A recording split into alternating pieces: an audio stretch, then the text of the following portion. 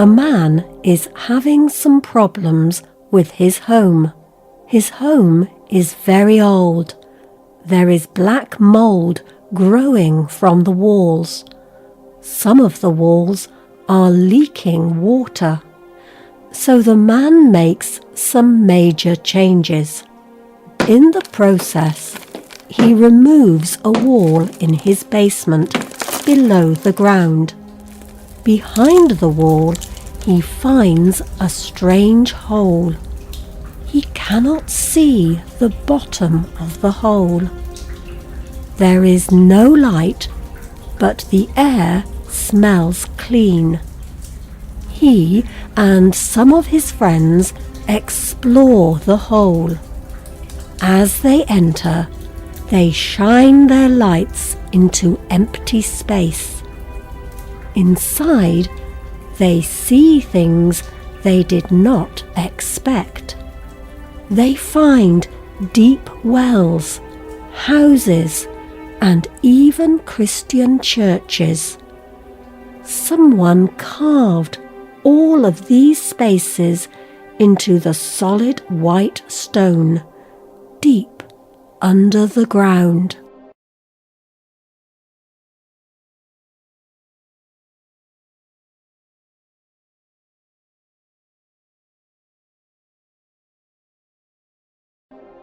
This sounds like a scary horror story told to frighten small children. But this story is true.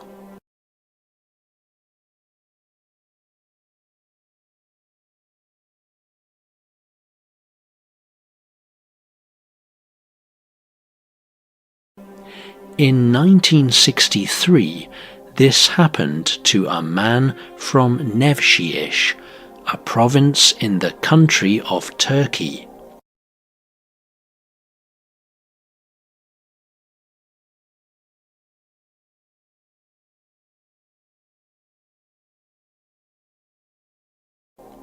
He discovered a series of underground rooms under his home. Today, this place is called Derinkuyu Underground City.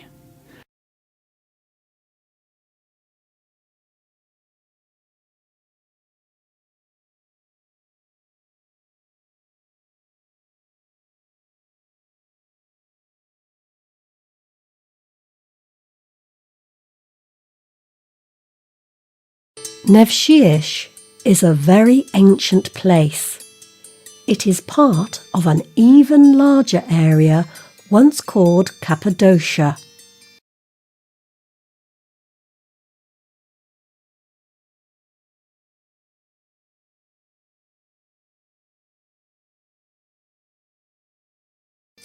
In the ancient Greek and Roman empires, Cappadocia was famous.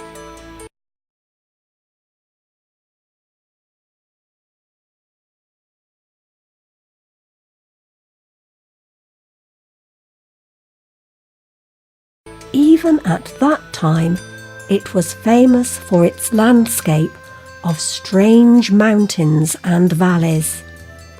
Much of the area is desert.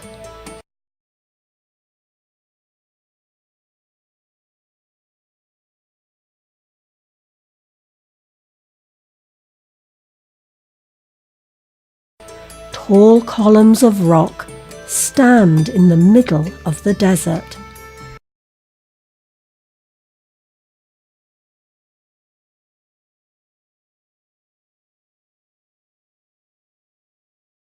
These rock columns formed because of ancient volcanoes.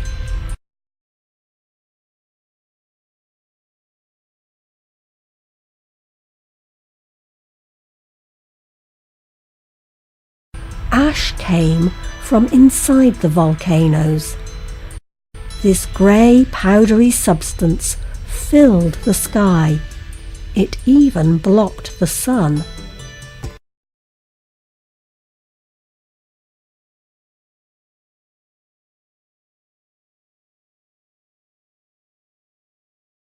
The ash covered the ground for many kilometres.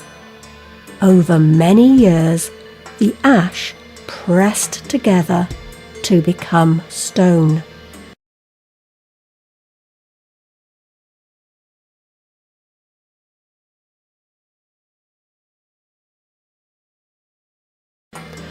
Stone formed this way is called tuff. Tuff is a rock, but it is still very soft.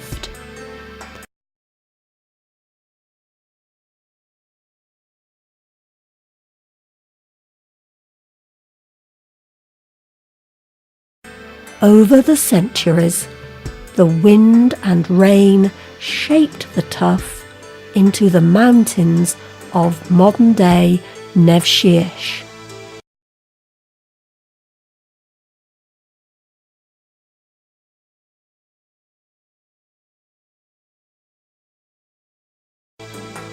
But the soft tuff is also very easy for people to shape.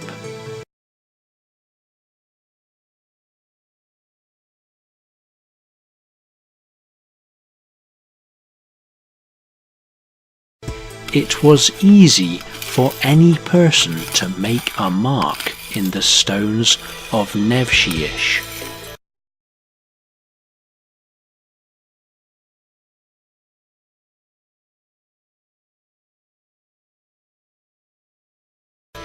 It is so soft that people can shape it with their fingers. Over time, people carved many things into the tuff. Some even built shelters in the rock. The mountains are full of large holes. People dug these holes to make houses.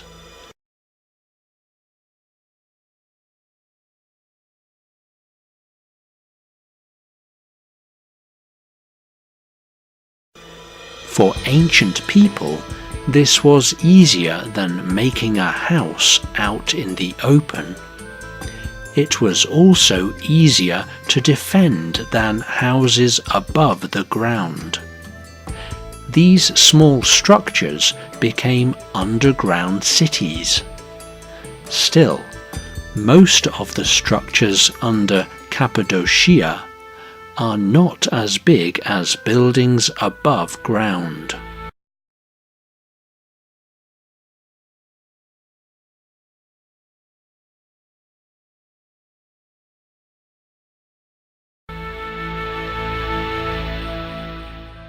But the city of Derinkuyu is different. Scientists estimate that over 20,000 people could have lived there. In 2013, construction workers uncovered another series of caverns under Nevşehir city. Archaeologists are scientists who study these ancient ruins. They have explored some of this area, but there is still much more to see.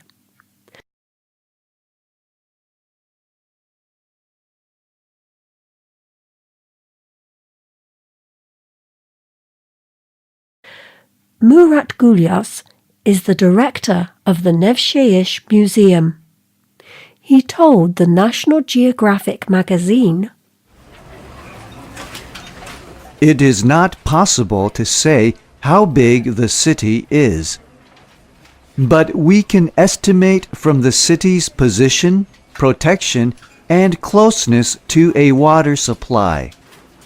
We expect that it covers a very large area."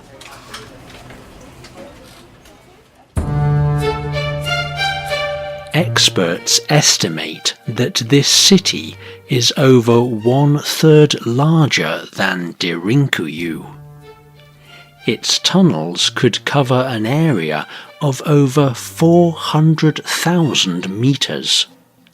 Thousands of people live above the ground in Nevşehir city. For generations, they did not know what was under their feet. But under Nevşehir is a second city. It has its own streets, its own houses, and its own special history. Through the centuries, different groups of people came into Cappadocia. They used the underground caverns that were already there. They made them into bigger, more complex homes. This happened over thousands of years. Kings came into and fell out of power. People groups moved in and out of the area. But the underground homes always remained for whoever came next. So these cities are part of the shared history of many groups of people. The last people to live in the underground cities were the Christians of the Byzantine Empire. Turkey was once the centre of this great kingdom and the centre of Orthodox Christianity. Today, the Orthodox Church has many followers in places like Greece and Russia. But for over 500 years, this kind of Christianity was based in Cappadocia. The Byzantine Christians expanded the underground cities to the size they are today. They dug deep into rivers under the stone.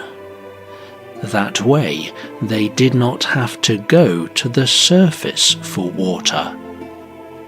And when enemies threatened, the Cappadocians could close themselves off in their caves.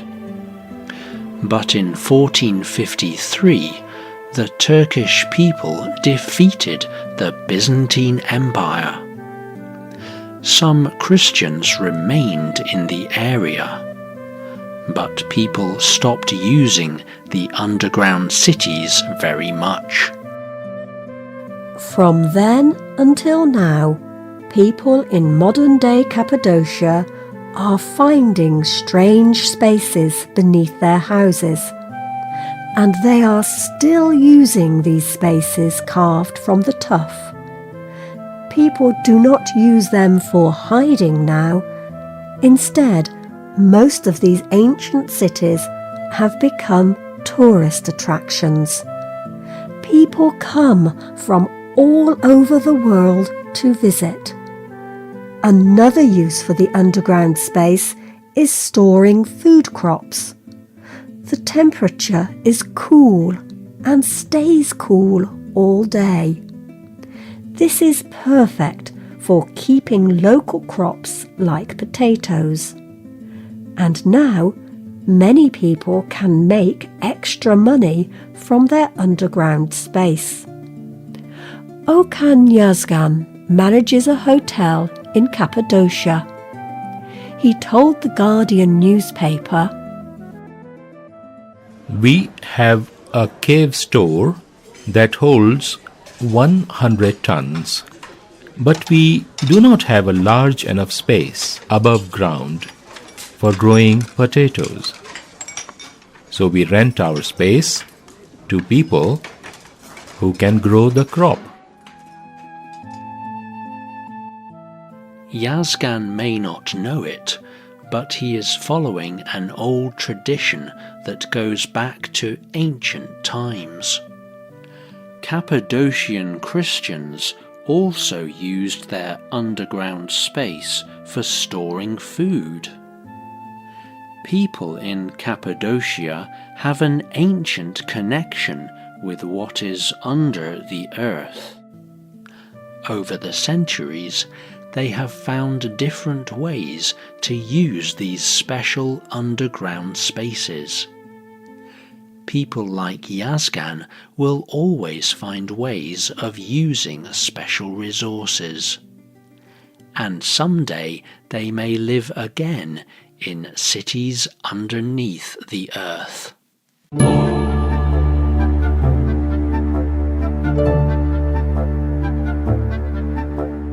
The writer of this program was Dan Chrisman.